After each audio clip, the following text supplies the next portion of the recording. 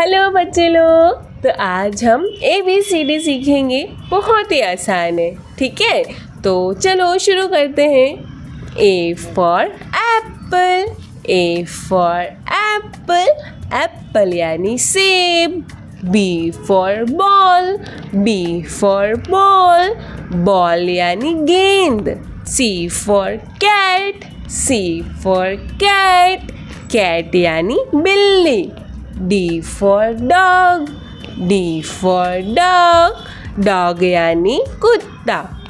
E for elephant, E for elephant, elephant यानी हाथी। F for fish, F for fish, fish यानी मछली।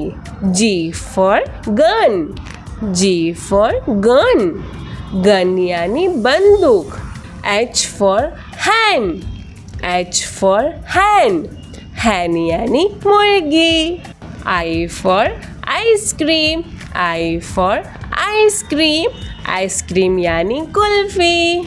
तो बच्चे लोग आगे की ABCD अपन नेक्स्ट वीडियो में जानेंगे, ठीक है। और अगर आपको याद नहीं हुई है तो वीडियो को बार बार देखें, आपको याद हो जाएगी। बहुत ही आसान है, ठीक है बच्चे लोग। तो मिलते हैं नेक्स्ट वीडियो में, तब तक के लिए बाय बाय।